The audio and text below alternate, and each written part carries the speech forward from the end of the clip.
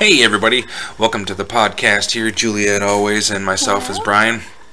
Tonight's podcast is a fantastic podcast, and I know we've had quite a few fantastic podcasts, but this one's a really good one. Tonight's podcast is, we're talking about relationships and what, maybe. No, I don't know. Well, be specific. Get some specific. What are we specifically talking about relationships here? Oh, I'm asking you. Well, I'm asking you. What do you want to know in regards to relationships? Why we're in it? What happens when we're in it? Okay. Yeah. The problems with it. Well, I understand, like, relationships, you need relationships to grow. Now, those relationships doesn't necessarily have to be romantic relationships, but you need relationships to grow. Tonight we're specifically going to focus on romantic relationships, so... Well, any relationship is important to know that whether you're friends or partners, if this is an intimate level, that relationships are really about sharing. Mm-hmm. See, life isn't really full of an experience unless you're sharing it with someone else. I mean, think about that. I mean, that's when things get really exciting, is when you get to share your life with someone else. Now, it doesn't mean that makes you complete. Mm-hmm. And that's where people get confused. They believe that, a lot of people feel like they've got to go search out for a relationship to make them whole, to give them some sense of completeness. Now, is that like a romantic relationship or just a relationship in general? Just somebody you go out and speak to or just have some fun with or whatever? The truth is that most people don't go out and search for a friend and say that you make me complete. More often it's... a romantic partner that people think is going to kind of cure whatever void they have inside. And so that is a really heavy burden for another person to hold, and for you to look at someone else and say, boy, I'm so empty, I hope you can just fill that cup. And there's this huge expectation of, if you really think about it that way, people bring this to the table, and it's oftentimes too much. And that's the problem right from the start. That's the honest problem right from the start. So the most important thing we could ever think about doing, and people don't generally do this, is that you already need to have a full cup before you get in a relationship. I mean, how do you do that? That's a lot of experience, I suppose. Not really. But really. Even having a full cup in a relationship, I mean... What do I mean by that? I guess would be a great question. What do you mean by having a full cup before you get into a relationship? Okay. So that means you got great self-esteem. That means you feel happy. So you feel fulfilled. You have a full personal cup then. Well, it's all an inside job. I've That's said true. that a lot. And, the truth is you're whole already. Okay, so the person that comes along is just the icing on the cake. But your cake is well made. And so you've done a lot of good inner work. And when you do that, you really... you bring so much to the table. Do you see the difference? A person who says to another, I really need you to complete me. I don't feel whole unless I have something else. It's a big burden, for someone else. As opposed to, I'm already full and overflowing with joy and gratitude. And when you come to my life, I've already got that really pouring from me. And then I'm not bringing all this drama and this needing and this expectation to the forefront, and this you've got to do this for me because I can't live without you. And nobody really likes that. And the thing is that people think, oh, that's going to take like so long to get to a space where I'm totally full and confident. And that isn't true if you're working on your consciousness work. Self-esteem is one of those beautiful things that just unfolds within you when you're conscious. And when you're unconscious, it's not. You're always grasping and clinging and looking outside for something to satisfy you. So, does that help a bit? That does help. That does help. That's a good starter. So,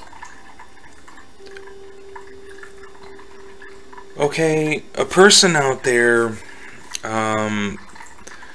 a person out there, say, okay, they've developed great relationships with people. They've got friends, they've got acquaintances, they've got people they go and hang out with, they got work friends, and they've had some relationship friends. Sure. And so a person's in a relationship for a long time, and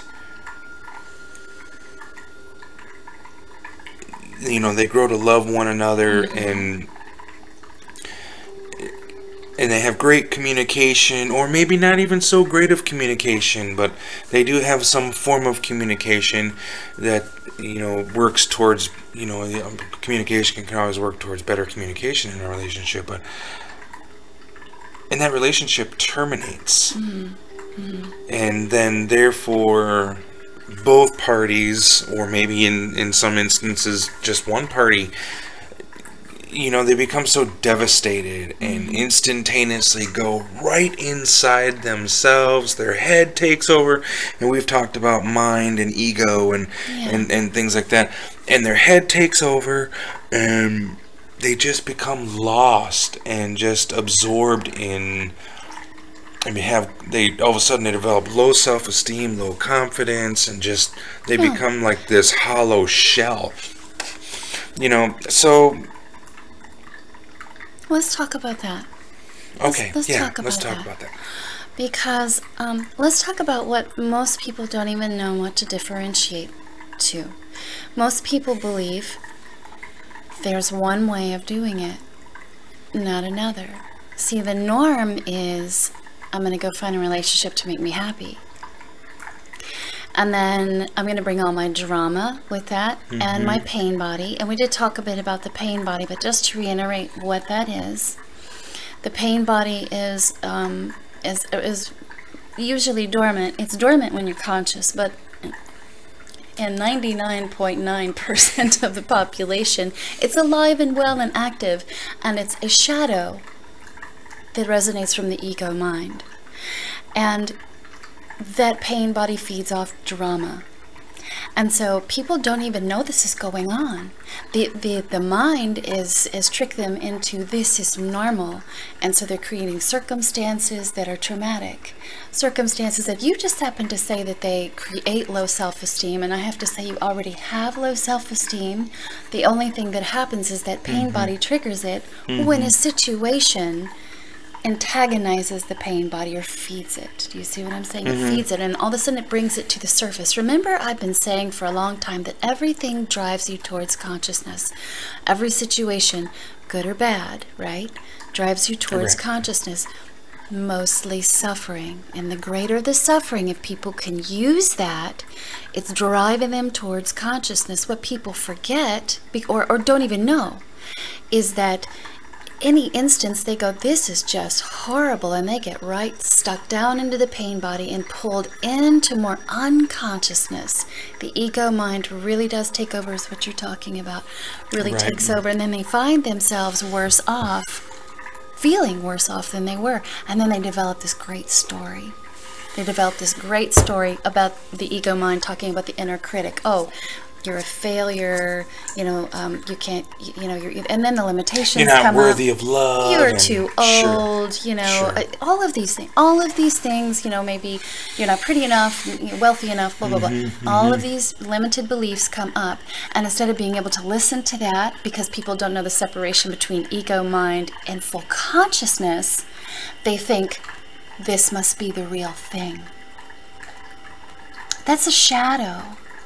All of those limitations, the most incredible thing to know is all of these limitations that crop up, they're not true.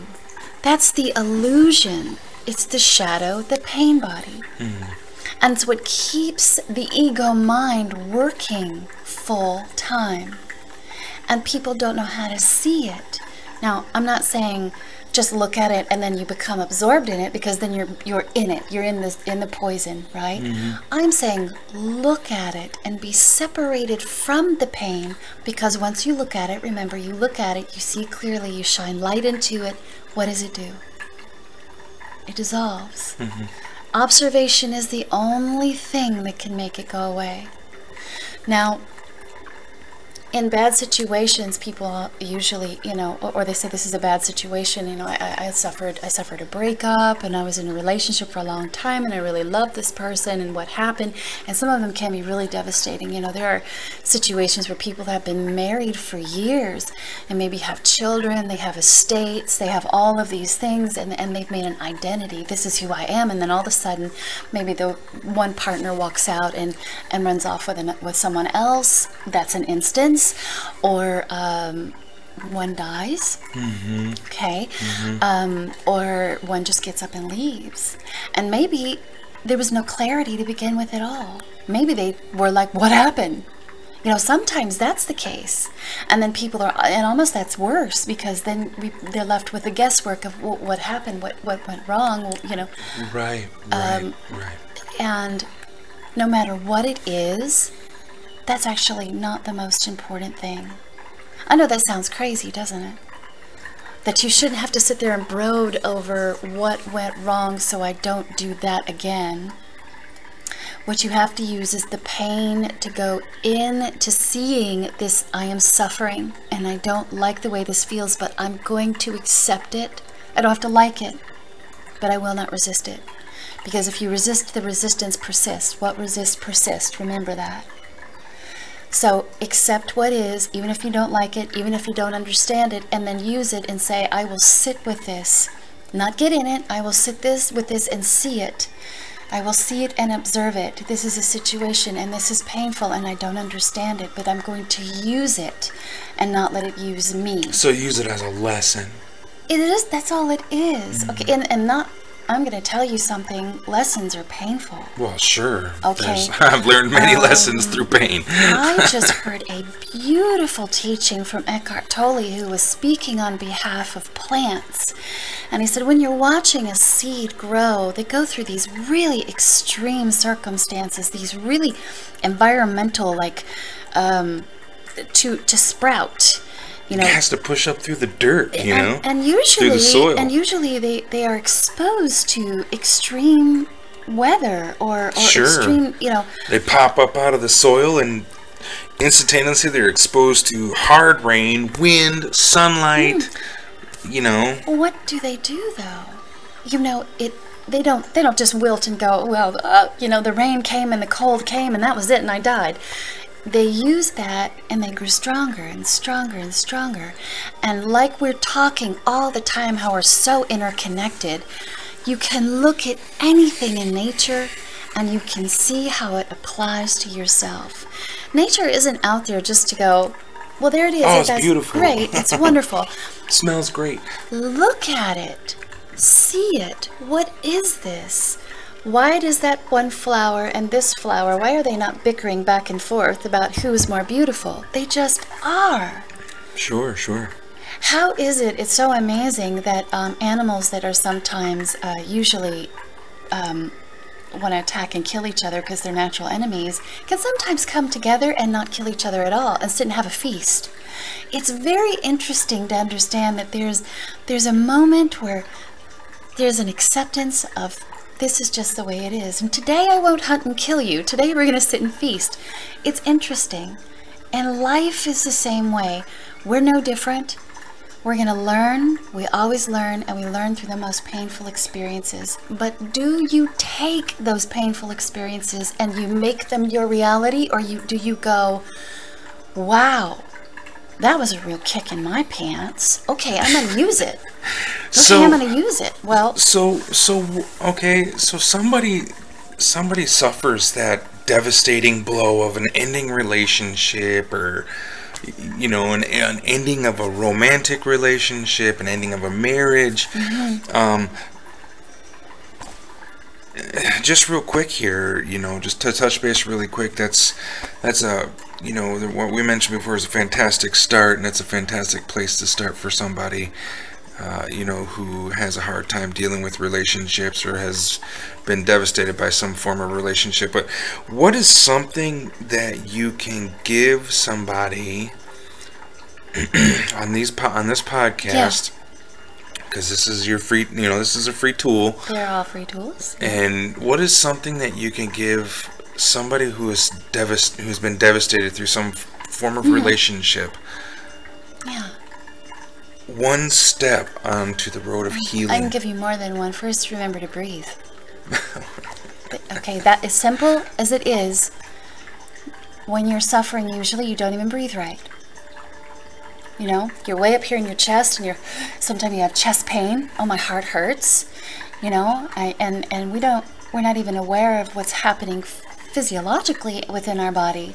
So first get back in here and just, sometimes it helps to put your hand on your heart and get back to your source. See, this isn't your source if it's taken over right here. If this is your present source, then your mind will learn to be taking commands from the heart mind.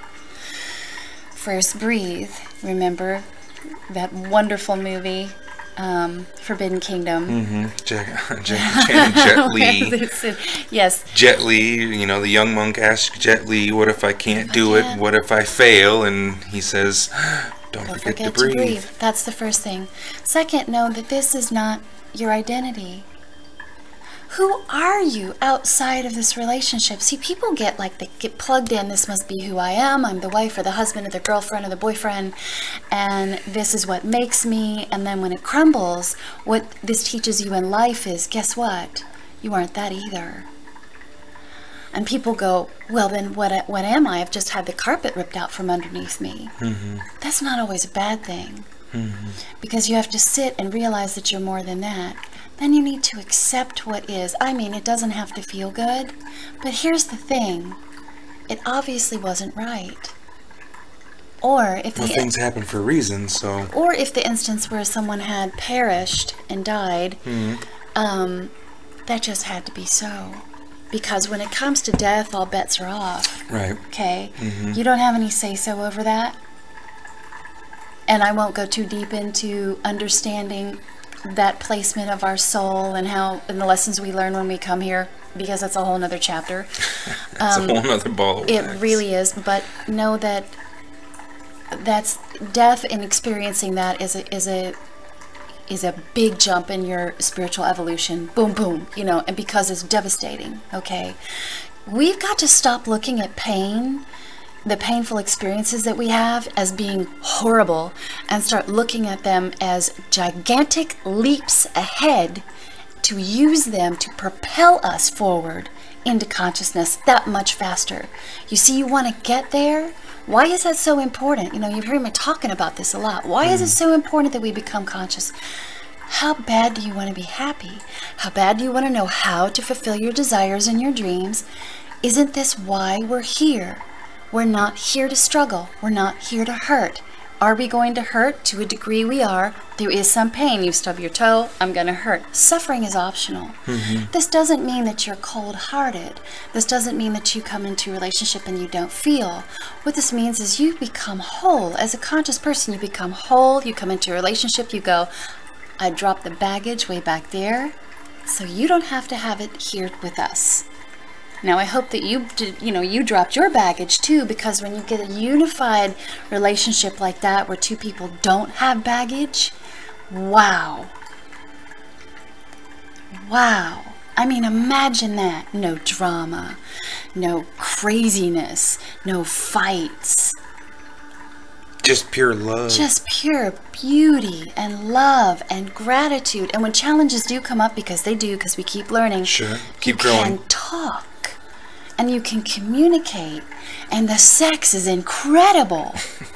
And what you're doing in your life is amazing. You're eating right. You're exercising. You're loving life. You're successful. You're dreaming together. You're going for it.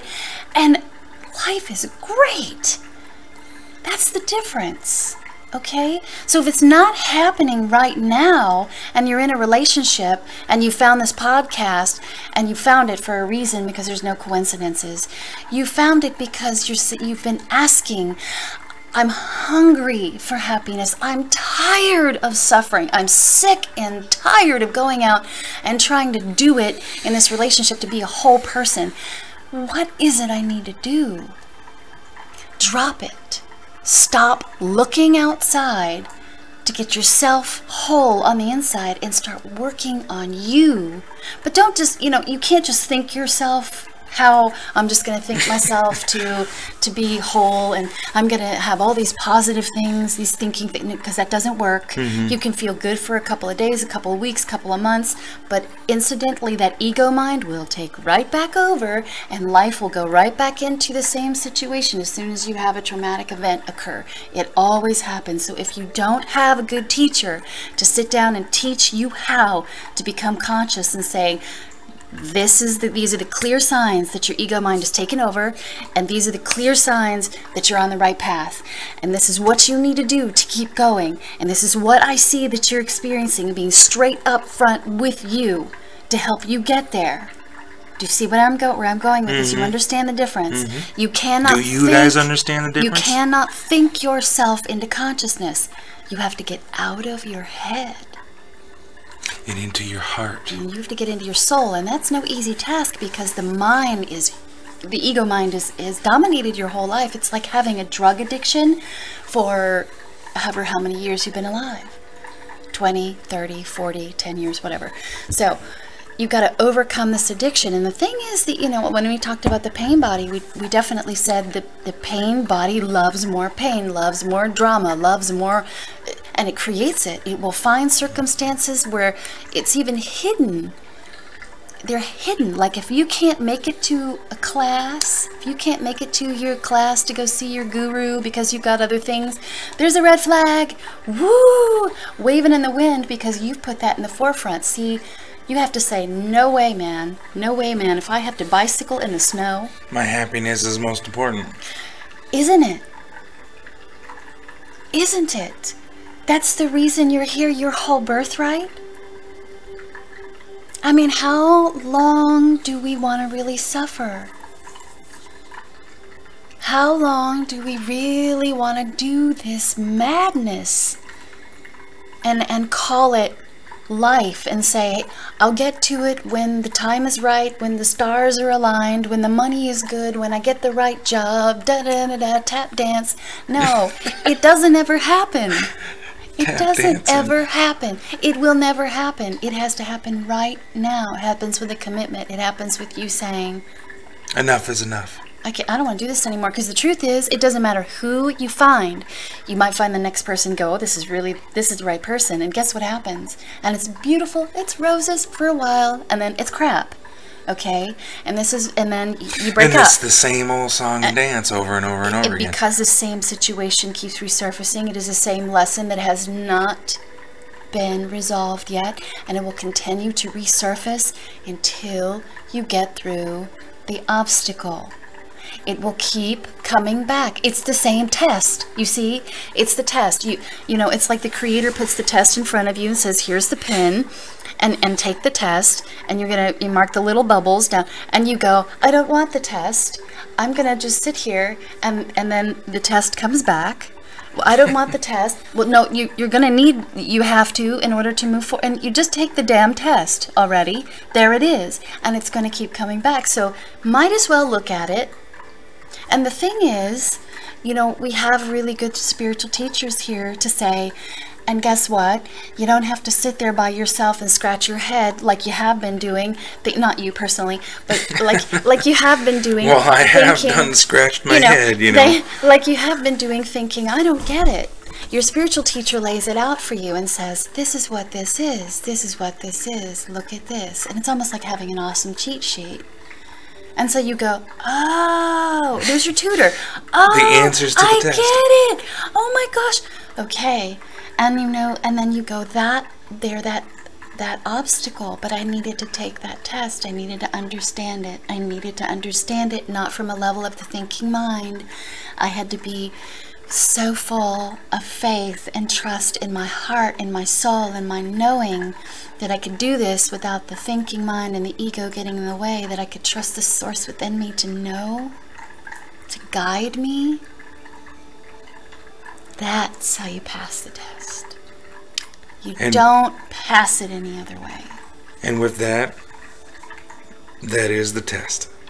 And that is how you pass the test. So, really, you know, when I hear so much about divorce, it's really high. The rate is high. The truth of the matter is, and people really should know this, is that divorce rates are so high because we are in an evolutionary stage of humanity, and we have got to take the next jump.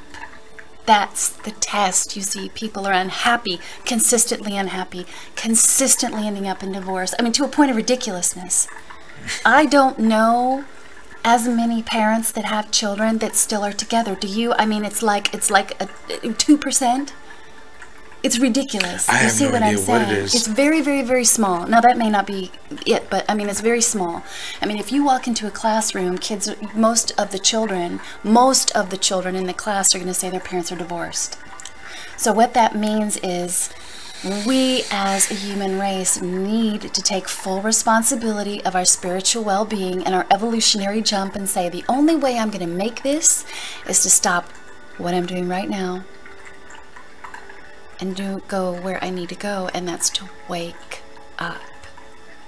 Because it's never going to get any better until I wake up. That's the next stage of our evolution. It's not working harder.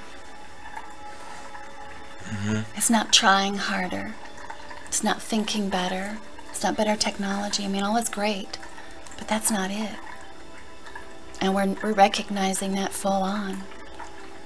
Sometimes we don't know. And this is the roadmap. You know, this is where spiritual teachers are going, hey, over here, you know, here's a roadmap. Take it. You know, that's what I'm saying. There's a roadmap to your birthright. The road to happiness starts on the inside. And it's not scary. And it's not impossible. You hear that, everybody? I think they heard that. It's not impossible. It's great. Like, you know, we've said before, there's the party over here. Right. Get on it. Get on the bus. Party train, it starts here. It starts right here, the party train. It starts inside. So anyway, I know we need to fold that up. And, absolutely. Yeah. And, you know, again, they can check out the website at www.juliet, Juliet, Cameron, Cameron, LLC.com. Yes. You do one-on-one sessions through Skype. You need to have a Skype account and a PayPal account for that.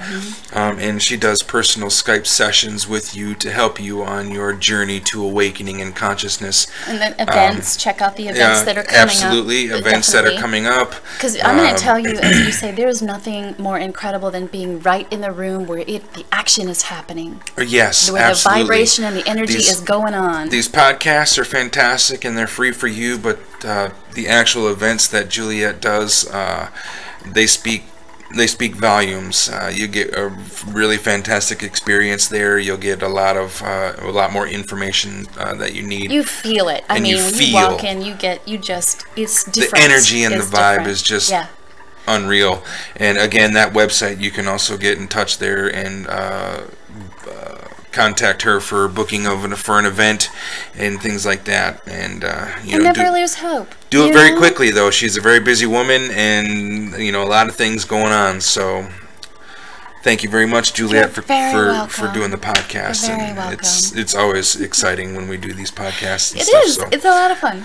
All right, everybody. Until we see each other again. Enjoy. Blessings.